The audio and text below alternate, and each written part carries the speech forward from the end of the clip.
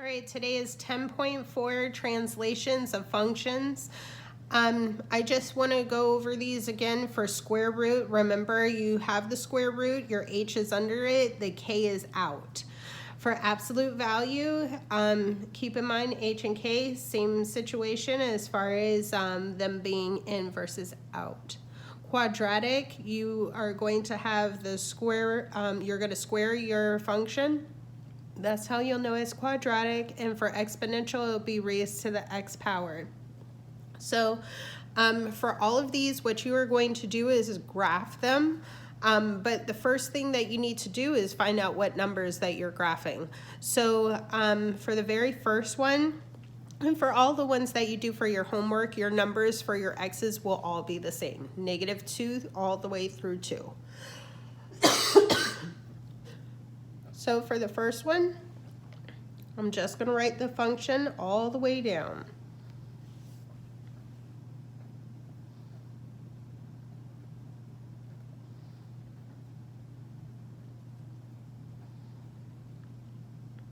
Okay, notice the only thing that changed were my x's, because my x's are -2 all the way through 2.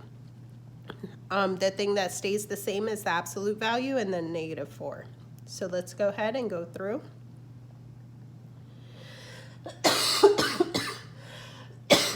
And what I'm going to do is I'm going to fill out all of the tables and then we could graph from them. So this one, absolute value of -2 is 2. 2 minus 4, -2. Absolute value of -1 is 1. 1 minus 4, -3. Absolute value of 0 is 0. 0 minus 4, -4.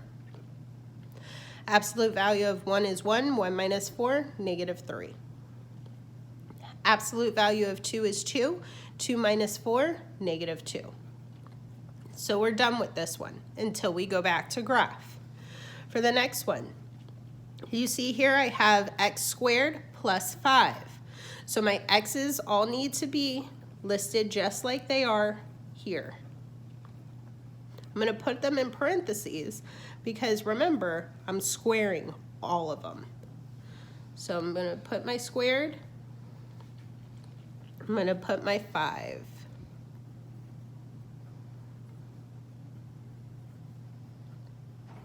So -2 times 2 is 4. 4 plus 5 gives me 9. -1 times -1 is 1. 1 plus 5, 6. 0 times 0 is 0. 0 plus 5, 5. 1 times 1 is 1 plus 5, 6. 2 times 2 is 4. 4 plus 5, 9. That one's done. Next one. Now I know you guys don't tend to like fractions, but the fractions are relatively easy for you guys if you remember that all a fraction means is that you are dividing. So when you see this 1/4, technically what this means is 1 divided by 4. Now it says 1/4 times x. So I'm going to write all my x's here.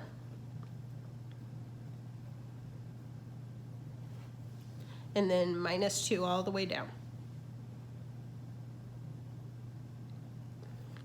Now, 1/4. When I hit 1 divided by 4, it gives me 0.25. So I know all of these 1/4s means 0.25. So I'm going to do 0.25 times 2 and then -2, which gives me -2.5. Again, I know that 1/4 is 0.25, so I'm just going to go ahead and put that in, times 1 negative, and then -2 gives me -2.25. Next one, anything times 0 you should know is 0. 0 minus 2, -2. This gives me 0.5, remember again, 25. Times 1 is going to be just 0.25. -2 gives me that should be negative, sorry, 1.75. This one, 0.25 times 2, and then minus 2 gives me negative 1.5. And it's really that easy. All right, for the next one, notice that 3 is in parentheses. So as I write this for every single one of them, I need to make sure that 3 stays in the parentheses.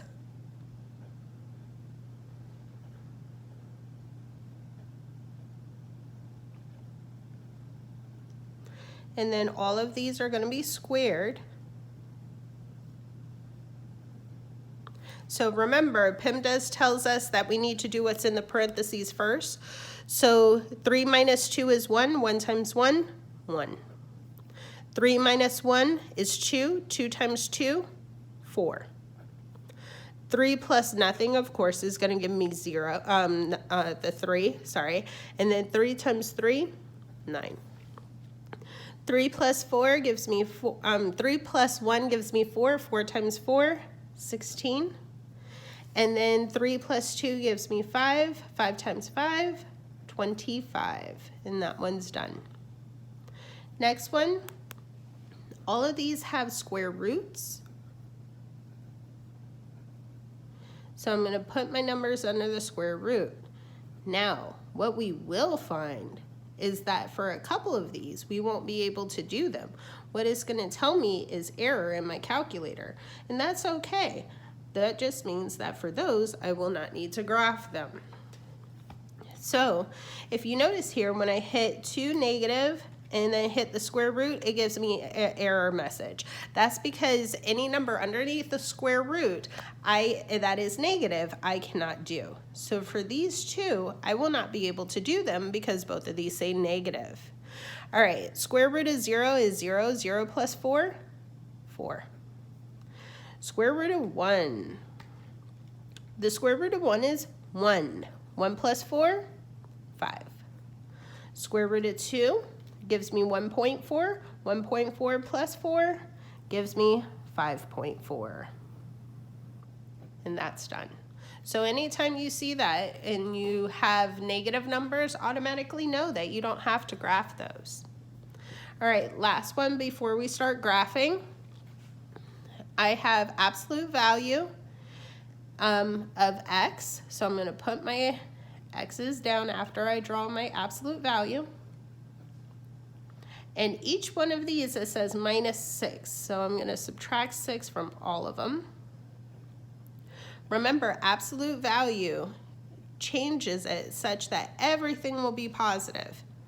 So even though this says negative 2 minus 6, negative 2 minus 6 gives us negative 8. But the absolute value of negative 8 is just 8.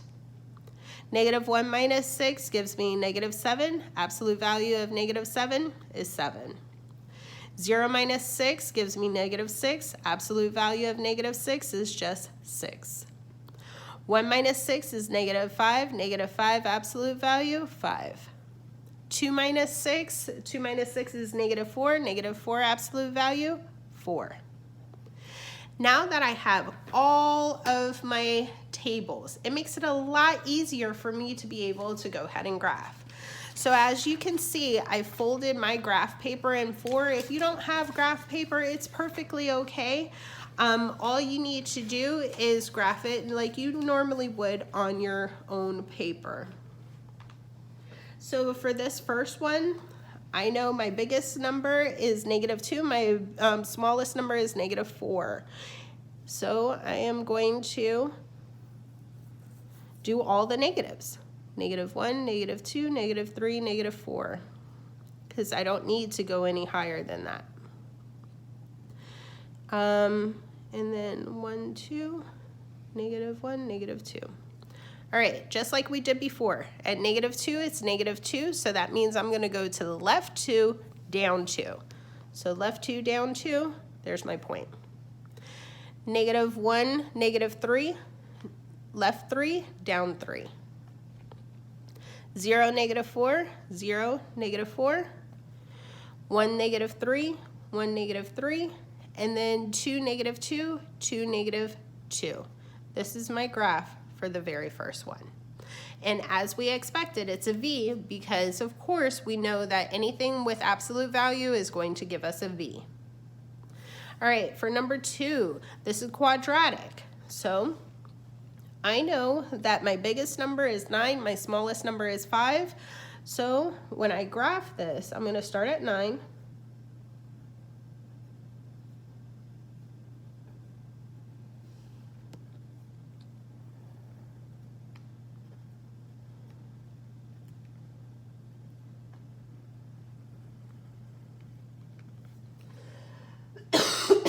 All right, so at -2, it's 9. So -2 up to 9. Then I have -1, 6, 0, 5, 1, 6, and then 2, 9. Notice that this one is a U because it's quadratic. All right, next one. My biggest number is going to be -1.5. My smallest is -2.5. All of them are negatives, so I'm going to count by 0.5 just to make it easier for us.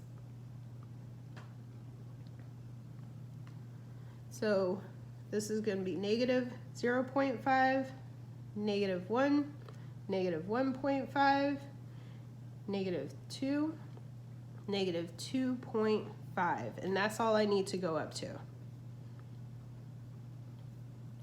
All right, -1 is -2 is -2.5. At -1 it's -2.25. That has to be right in the middle of -2 and -2.5. All right, I have 0 at -2. At 1, I have -1.75. That means it's in between -2 and -1.5. And for the last one, I have -1.5. Notice this one here is a straight line. Why? Because this is in the form of y equals mx plus b. This is a linear function. All right, next one. This is quadratic. My biggest number here is going to be 25. My smallest number is 1. So because I know all of these are going to double, what I'm going to do is just count by my doubles. So I have 1, 4, 9, 16, 25. And here I have 1, 2, and -1, -2. All right, at -2, it's at 1. At -1, it's at 4. And then 0, 9, 1, 16, and 2 is 25. Now, this may look a little deceiving. We need to have a U, right? Because this is a quadratic function. So when I were to graph the other half, it would need to look exactly the same on the other side. Now, my vertex for this one is actually going to be at -3, 0. So actually my point would be here before it starts to go downward. Upward again.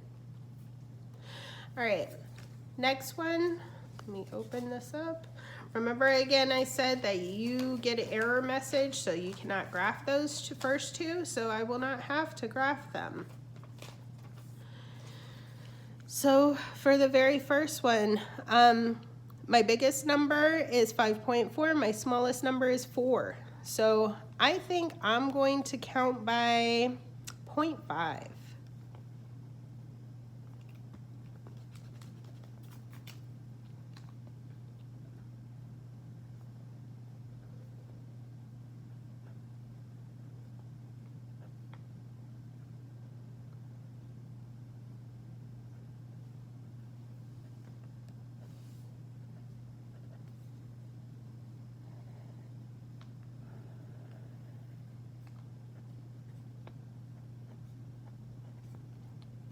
All right.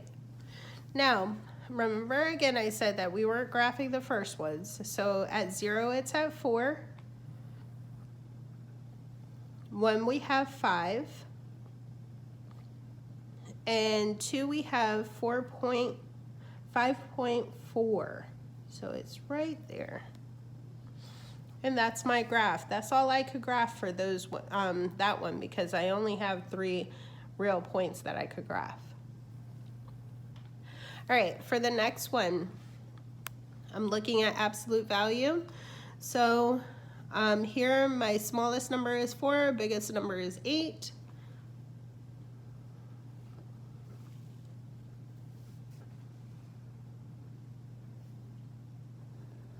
So for this one, I just counted by ones. All right, at -2, it's 8. -1, 7, 6, 5, and then 4. Now remember again, this is a V because it's absolute value. So in order to do this, I would have to find my vertex for this. And keep in mind your vertex is your H and K. So my H would be 6, my K would be 0 because it's not here. So at 6, 0 is where this would change up. If you have any questions, please make sure you message me. Your assignment for this lesson is to graph and describe the change in your graph for these 3 questions. Have a good day.